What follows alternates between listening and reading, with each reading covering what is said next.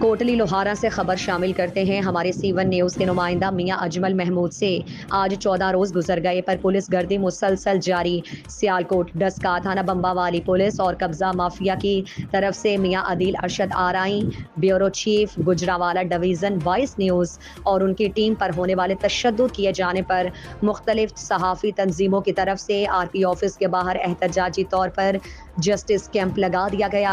एहतजाजी camp में press club Gujranwala के सदर Hafiz Shahid Munir, secretary press club Tanveer Butt, सदर इलेक्ट्रॉनिक डिजिटल मीडिया एसोसिएशन मियां हसीब मदनी, सदर editor council Haji Zaheer Abbas, secretary Raja Afzal Aziz, Insaf union of journalist Gujranwala के chairman Imran Jat, general secretary Haji Zafarullah Chaudhry Yawar, union of journalist और दीगर तंजीमात से वाबस्ता वर्कर सहाफ़ियों की बड़ी तादाद में शिरकत।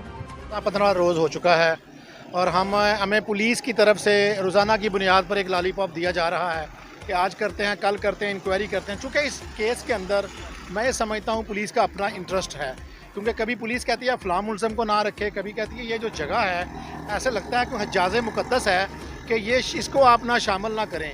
कोई बैतुल्ला को सड़क जा रही है, कोई मदीना को जा रही है, जिससे हमें ये बात खुलकर सामने आ गई कि पुलिस इस केस में पार्टी थी। रात के अंधेरे में पुलिस ने यहाँ पर एक पार्टी से लेन देन करके मुबैना तौर पर पैसे लेकर उनसे कब्ज़ा करवाने की कोशिश की, जिसको मीडिया ने देख लिया। जब उन्होंने मीडिया को देखा तो वो कहते हैं आईना उनको दिखाया तो वो बुरा मान गए। हक़ाइक़ सामने आए तो पुलिस को अपनी दिहाड़ी जाती हुई नज़र आई। यही वजह है कि पुलिस एक तौसीफ़ नामी कैमरामैन को मौके से गिरफ़्तार करती है, मारती है, पीटती है। हमारे कैमरे दिखाते हैं सारे मनाज़र कि उसको मारा पीटा जा रहा है, उसकी बून एक्सपोज हो चुकी है और इनिशियल रिपोर्ट में डॉक्टर लिखता भी है। बाद में चूँकि पुलिस स्टेट है ये मुल्क, पुलिस जाती है और उस रिज़ल्ट को जो पुलिस ने खुद मारा पीटा होता है उसको इंजर्ड किया है तौसीफ़ नामी कैमरामैन को, उसके मेडिकल को फैब्रिकेशन यानी बोगस करार दे देती है, जिससे ये बातें सारी खुल के आ गई। पहली बात तो ये थी कि मुकदमा दर्ज नहीं हो रहा था। दूसरी बात उन्होंने ये की कि पुलिस को निकाल दें दरमियान से। हमने कहा पुलिस को भी निकाल दिया, हमारी तरफ से गया।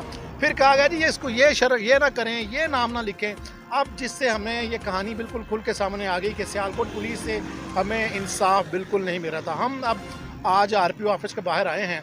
हमने उस दिन सबमिशन भी की थी, मुज़ाहरा भी किया था। हमें कहा गया था इंक्वायरी हो रही है, ये लगता है कि महमूदुर रहमान कमीशन रिपोर्ट तैयार हो रही है, कोई बड़ा सियासी केस है जिसकी रिपोर्ट तैयार हो रही है। एक छोटा सा केस था, इंजरी केस था, सहाफ़ियों को मारा गया, पीटा गया, कैमरे छीने गए, गाड़ियाँ तोड़ी गईं और इससे बड़ा जुल्म नहीं हो सकता कि लोगों को इंसाफ दिलाने वाले जर्नलिस्ट आज खुद इंसाफ के लिए RPO ऑफिस के बाहर बैठेंगे तो ये स्टेट फेलियर है। क्योंकि जिस मुल्क में मीडिया फ्री नहीं होता, मीडिया आज़ाद नहीं होता, मीडिया पर कदगन लगाया जाता है, बैन लगाया जाता है, तो वो रियासत नहीं होती बल्कि वो उसको बनाना रिपब्लिक कहते हैं, जिसका मतलब ये हुआ कि यहाँ पर ना कानून है, ना आइन है, जिसकी लाठी है उसकी भैंस है। या दूसरे लफ्ज़ों में हम ये कह सकते हैं कि ये जो गुजरांवाला रीजन है इसको पुलिस स्टेट करार देना चाहिए।